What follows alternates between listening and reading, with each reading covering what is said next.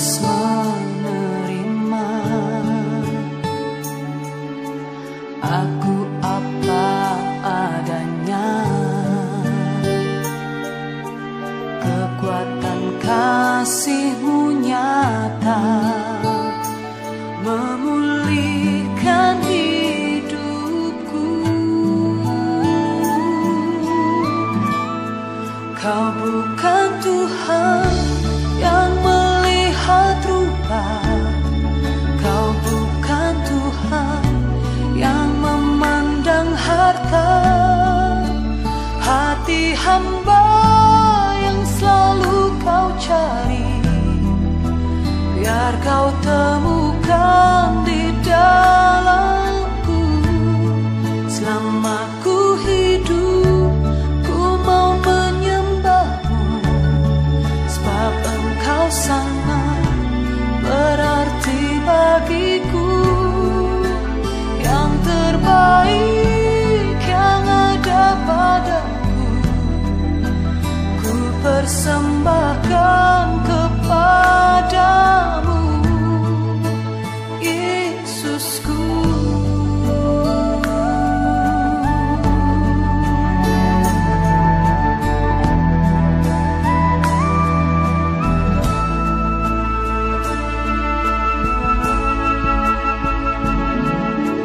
Kau tulus menerima aku apa adanya. Kekuatan kasih-Mu nyata memulihkan hidupku. Kau bukan Tuhan yang melihat rupa, Kau bukan Tuhan yang memandang harta. Hati hamba yang selalu Kau cari, biar Kau temukan di dalamku. Selama ku hidup, ku mau menyembah-Mu, sebab Engkau sangat berarti bagiku. Yang terbaik yang ada padaku, ku persembahkan kepadamu,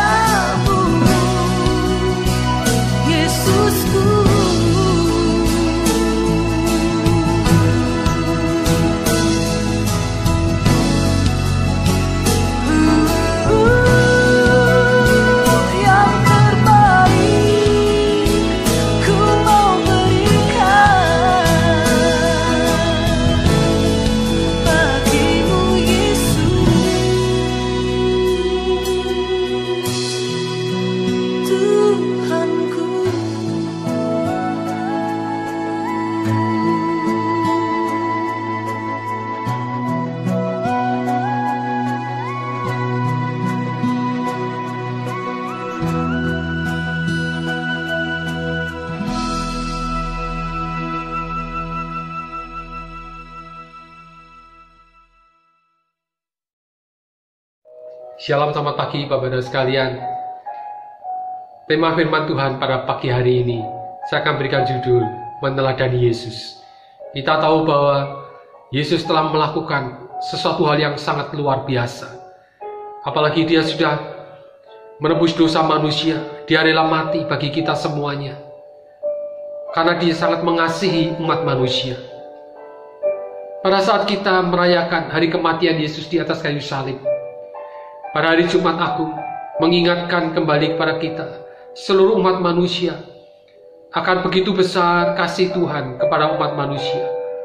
Di dalam Yohanes 3 ayat 16 dikatakan bahwa, karena begitu besar kasih Allah kepada dunia ini, sehingga dia mengaruniakan anaknya yang tunggal, supaya barang siapa yang percaya, tidak akan binasa, melainkan beroleh hidup yang kekal.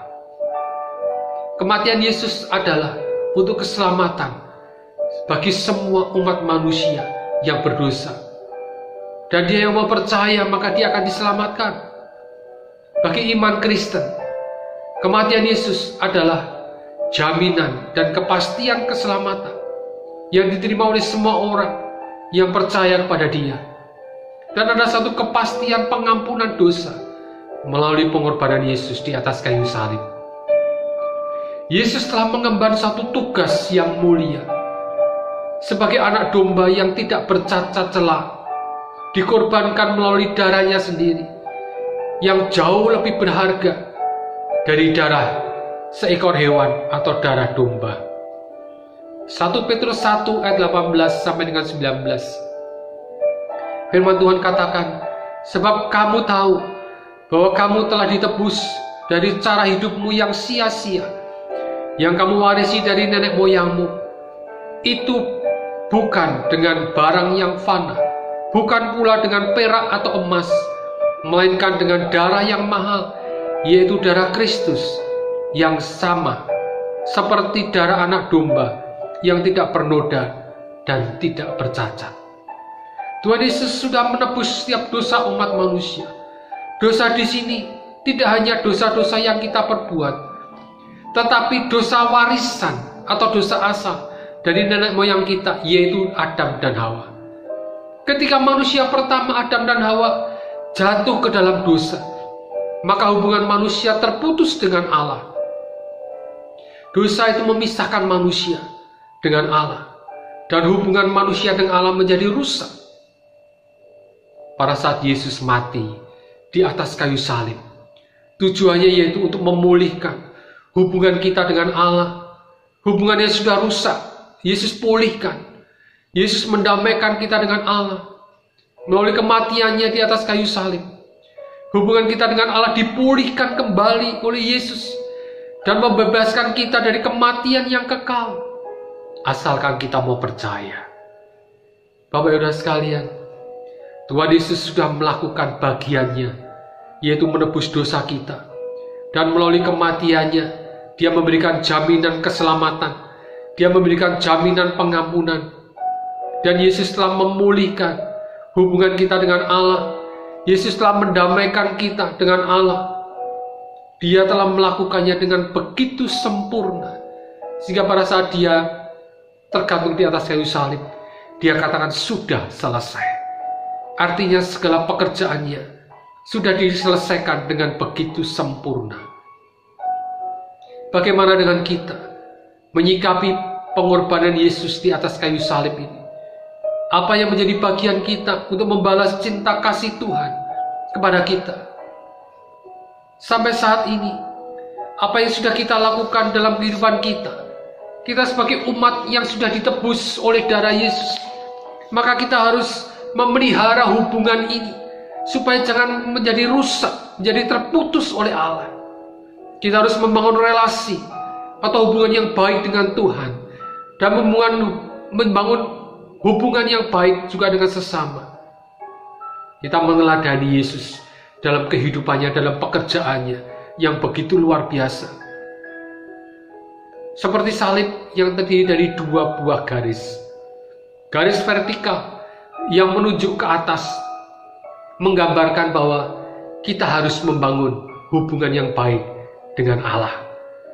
Dan garis yang mendatar atau horizontal Itu menggambarkan hubungan yang baik dengan sesama umat manusia. Bapak-Saudara sekalian, untuk bisa menjalin hubungan yang baik dengan Allah, untuk bisa membangun hubungan baik dengan sesama manusia, dibutuhkan suatu sikap, yaitu kerendahan hati. Seperti apa yang Yesus lakukan, Dia rela mati untuk menebus dosa manusia dengan penuh kerendahan hati. Tanpa memiliki sikap kerendahan hati, maka tidak mungkin kita bisa menjalin hubungan dengan baik. Kegagalan manusia salah satunya yaitu kesombongan. Orang yang sombong, dia merasa hidupnya paling benar. Orang yang sombong memiliki rasa ego yang tinggi. Hidup hanya untuk mementingkan dirinya sendiri saja. Hal inilah yang menghambat bisa menjalin hubungan baik dengan sesama, apalagi hubungan dengan Tuhan. Di dalam Mazmur 101 ayat 5b dikatakan bahwa Tuhan tidak menyukai orang yang sombong dan tinggi hati. Kesombongan adalah perasaan bahwa seseorang, dia tidak mau semuanya ini dicampuri oleh orang lain. Dia merasa bahwa dia dapat mencapai segala sesuatunya tanpa pertolongan orang lain. Dia merasa dia dapat melakukan semuanya ini dengan kekuatannya dia sendiri. Dan dia merasa tidak membutuhkan Tuhan. Bapak-Saudara sekalian, dalam perumpamaan Yesus tentang orang Farisi dan pemungut cukai yang pergi berdoa ke bait Allah, dalam Lukas 18 ayat 9 sampai dengan yang ke-14, di situ diceritakan bahwa ada seorang Farisi yang berdoa dengan keyakinan bahwa hidupnya sudah lebih baik dari hidup pemungut cukai yang berdoa di dekatnya. Keyakinan orang Farisi ini ternyata adalah sebuah kesombongan yang tidak dapat dibenarkan oleh Allah. Tetapi sebaliknya, kerendahan hati dari si pemungut cukai ini membawa suatu pengampunan, dan pemungut cukai ini dibenarkan oleh Allah. Tuhan Yesus sudah mati di atas kayu salib. Dia sudah memulihkan hubungan kita dengan Allah. Dia sudah mendamaikan kita dengan Allah, sehingga hubungan kita dengan Allah dipulihkan. Dan itu adalah bagian Tuhan Yesus yang sudah dilakukan dengan sempurna, sesuai dengan apa yang Allah mau dalam kehidupannya. Demi untuk siapa? Untuk kita semua umat manusia yang berdosa. Dan menjadi bagian kita agar kita mendapatkan pengampunan yang dibenarkan oleh Allah. Maka kita harus meneladani Yesus di dalam hidup kita. Yesus datang ke dalam dunia ini. Dia menanggalkan keilahiannya. Dia menjadi sama seperti manusia, bahkan menjadi seorang hamba yang melayani umat manusia dengan penuh kerendahan hati.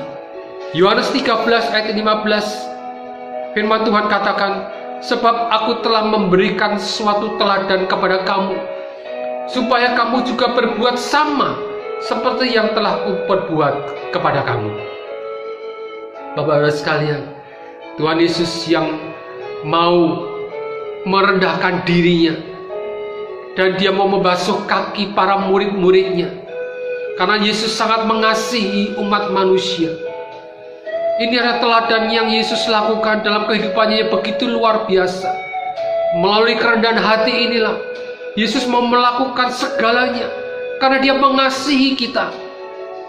Kunci utama agar kita bisa menjalin hubungan baik dengan sesama kita, kunci utama kita akan bisa menjalin hubungan baik dengan Tuhan Allah, yaitu kerendahan hati. Seperti apa yang telah Yesus lakukan selama dia masih ada dalam dunia ini. Pada saat kita memiliki kerendahan hati, itu artinya kita menyadari bahwa kita adalah manusia yang lemah, yang banyak memiliki kelemahan, banyak memiliki kekurangan, sehingga kita bisa belajar dari Yesus. Yang apa sudah Yesus lakukan. Yesus menjadi seorang pribadi yang rendah hati.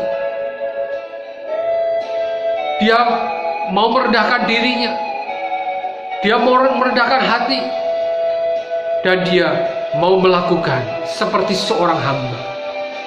Pada saat kita memiliki kerendahan hati, maka kita akan terjalin satu hubungan yang baik dengan Tuhan dan sesama.